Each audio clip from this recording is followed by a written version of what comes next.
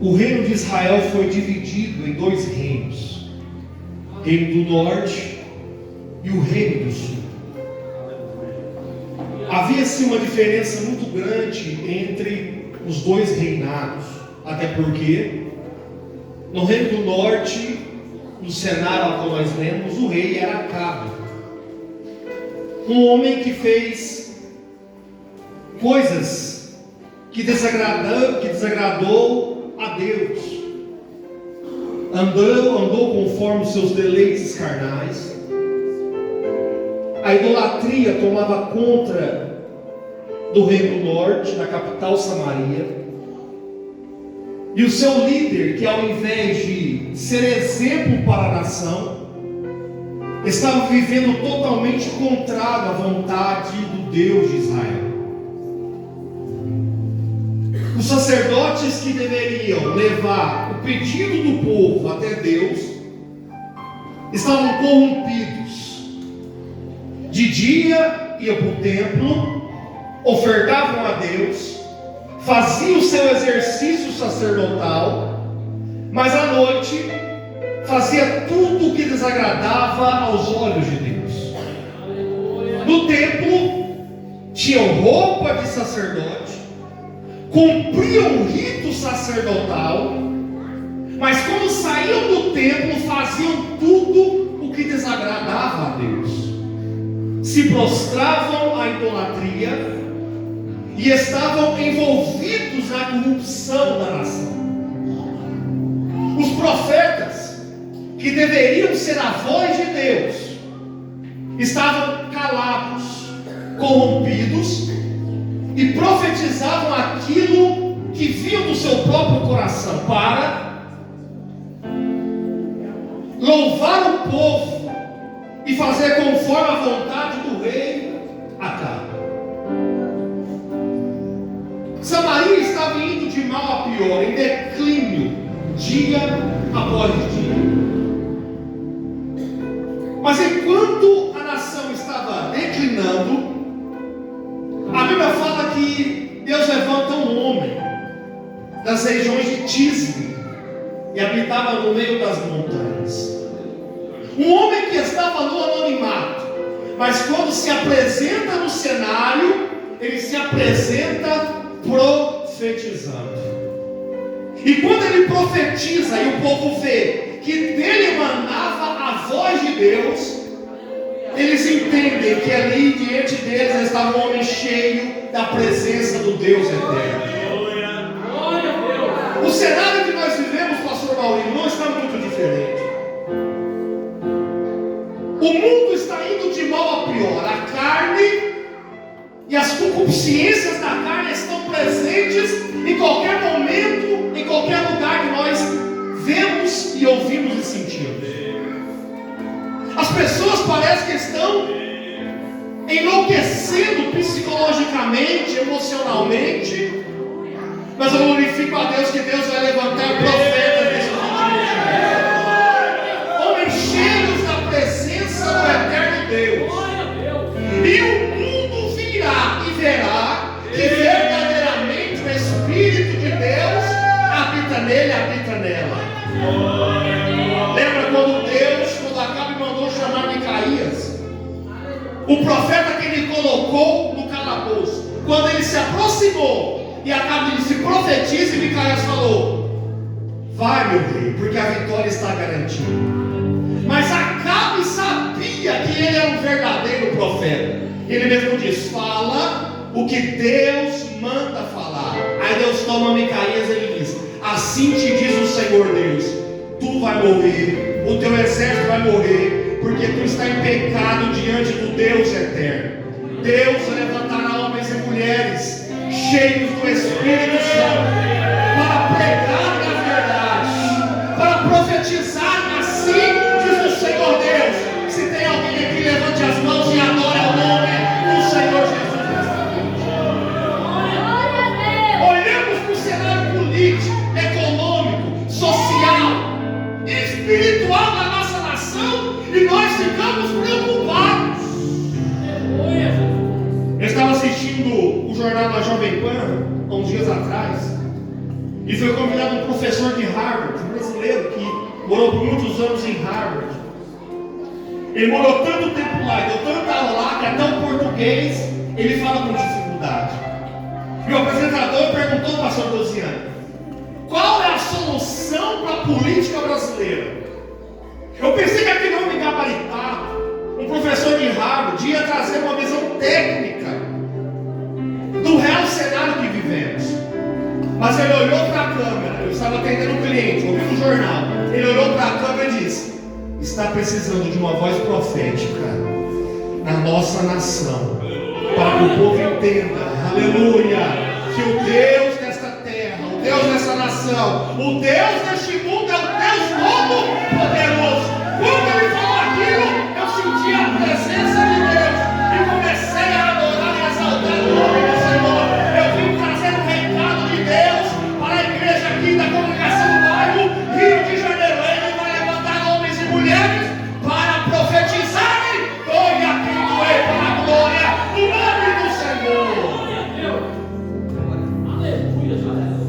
Eliseu está profetizando, o povo sabe que Deus era com ele. As maravilhas de Deus o acompanhavam. Ele unge Eliseu para ser seu sucessor. E Eliseu, que não é bobo nem nada, aonde Elias ia, Eliseu o seguia. Aonde Elias ia, Eliseu estava do seu lado acompanhando. Elias vendo a cena disse: olha, se você me vê sendo levado aos céus, o que você me pediu eu te darei. Se Eliseu já seguia Elias, aí que ele começa a seguir mais, observando e vendo as maravilhas que Deus fazia na vida de Elias. Conhecemos a história. Eliseu contempla e vê Elias sendo levado aos céus. A capa cai, ele pega a capa, e a mesma unção que estava na vida de Elias agora está sobre a vida de Eliseu. Sabe por quê, Alexandre? Porque ele pediu porção dobrada do Espírito de Deus. Ele poderia, mamãe, pedir qualquer coisa: um alqueire de terra, ouro, prata, riqueza, mas ele queria unção dobrada. Oh, bendito é o nome do Senhor. Eu estava nessa tarde adorando e exaltando o nome do Senhor.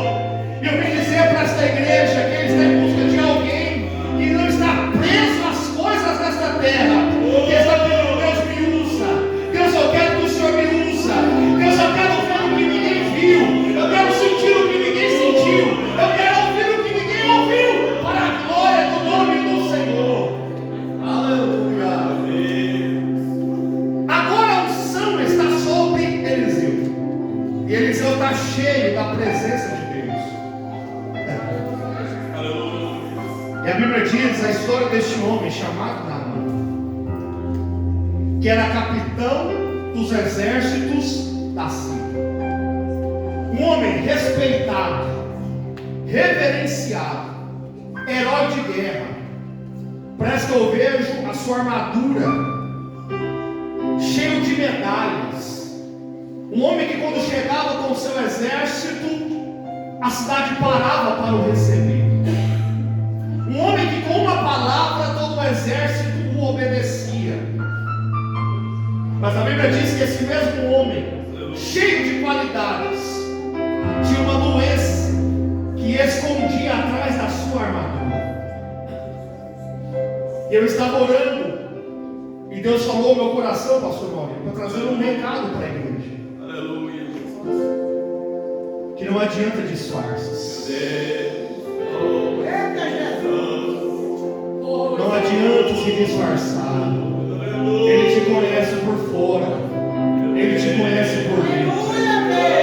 Você pode ter até a aparência, diz o Senhor, mas Ele te conhece.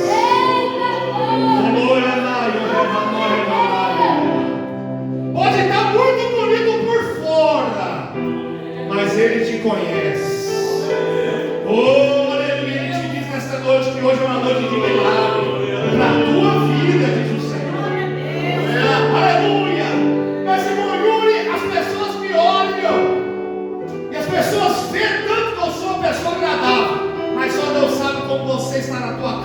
teu lado. E hoje é noite de milagre na tua vida, na tua casa, na tua história, diz o Senhor nesta noite. Ele era um homem respeitado, mas tinha uma doença que escondia. A menina que era escrava, que trabalhava para a sua esposa, estava vendo a situação, e ela toma a iniciativa e fala para a esposa na mão, dizendo: se o meu Senhor soubesse, conhecesse um profeta que tem lá na minha nação, aleluia, ele sairia curado, liberto, para a glória do nome do Senhor nosso Deus. A menina era uma escrava, estava em outra terra, em outra nação, convivendo com pessoas que a levaram contra a sua vontade, mas aquela menina tinha um espírito missionário, e ela queria compartilhar o Deus que ela servia. Irmão, a história do nome dela, qual era a idade dela? Eu não faço a mínima ideia. Sabe por quê? Porque quem faz a vontade de Deus não tem que aparecer. Quem fala na palavra de Deus não precisa aparecer. Eu dou a palavra de Batista que diz: o importante é que ele cresça e que eu diminua.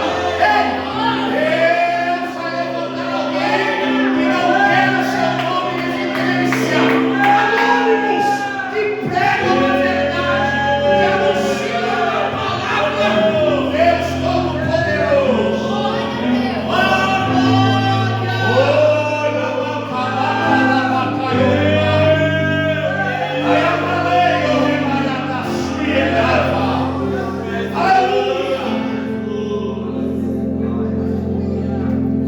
Deus falou comigo, eu já disse aqui, e onde eu vou, eu estou repetindo. Ele falou comigo na virada do ano, 2024 para 2025, ali na congregação do Alvedere. E ele falou, presbítero, para mim me preparar, que este ano 2025 seria um ano de muita guerra, não financeira, não profissional, mas uma guerra dentro da minha casa. Conversei com a minha esposa, entramos em oração, buscamos ao Senhor pela madrugada. O levante veio e atingiu a minha família de uma forma muito grande. Atingiu meus filhos, atingiu minha esposa, me atingiu. Há umas 3 semanas atrás, o presbítero John, eu me esqueci de levar o lixo para fora. Cheguei do culto, jantei, eu vi um saco de lixo ali, e eu pensei comigo: o caminhão de lixo passa de manhã pela avenida, então eu já vou pegar o saco de lixo e vou pôr lá na caçamba, que de manhã ele vai passar umas 10 e poucas da noite.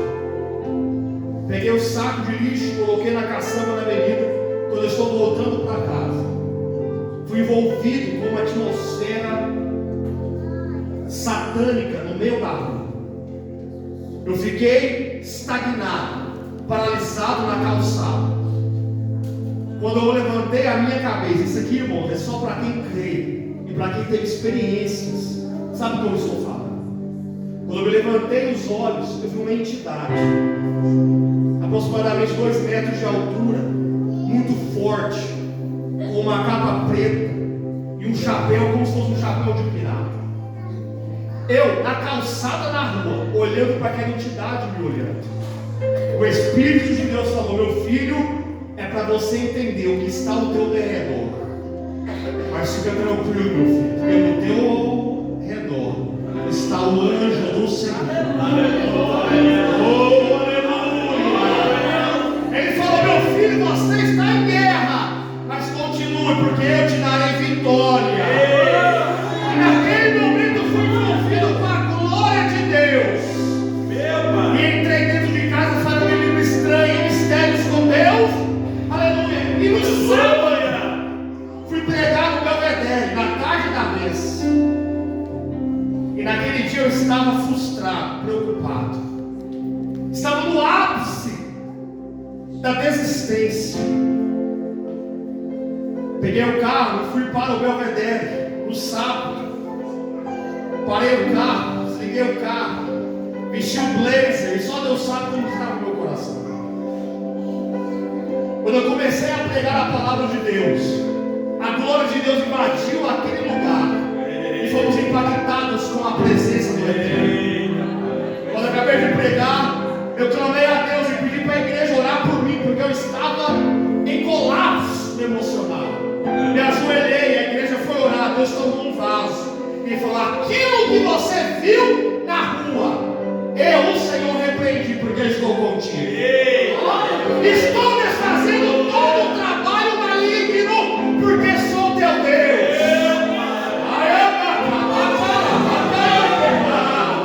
Eu vim dizer para essa igreja que estamos em guerra, não contra o sangue, não contra a carne, mas contra as hostes da maldade.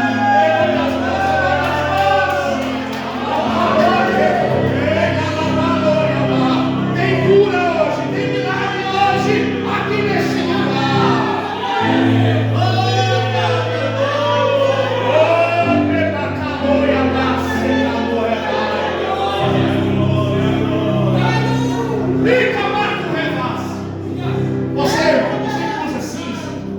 Levanta a mão.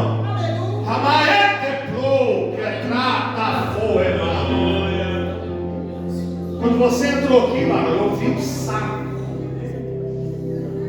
sujo e pesado no teu lado.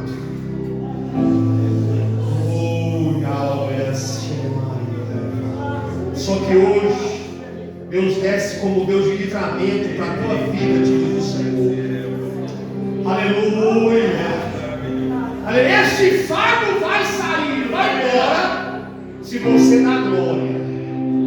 24 horas por dia, diz o Senhor.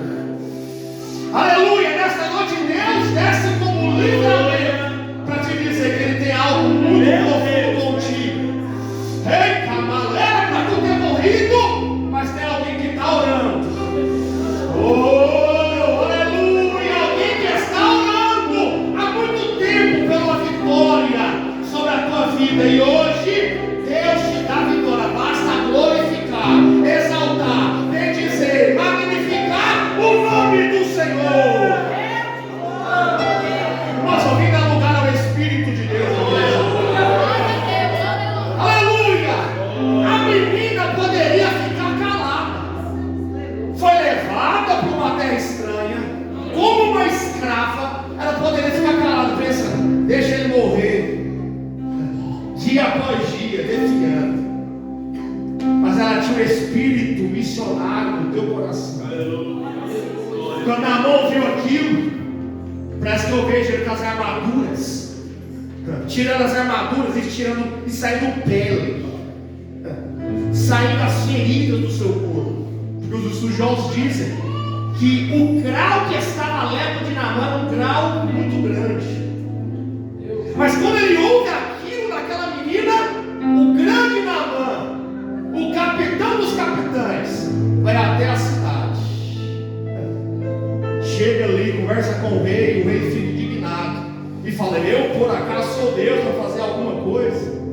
Mas Eliseu sabe que Naamã chega e fala: manda ele vir até aqui, porque vai ter milagre hoje na vida deste homem.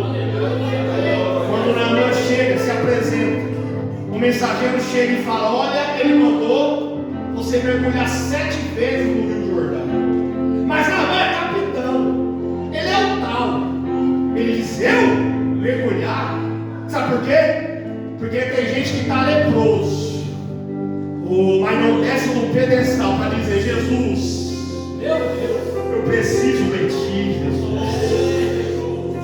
Pai, eu vejo com que missão hoje me arrastando, envolvido no pecado, na pornografia, na lascívia, na fornicação. Eu preciso de ti, Senhor. Tem gente que é tão com o nariz inclinado que ele diz: eu não preciso me humilhar para ninguém.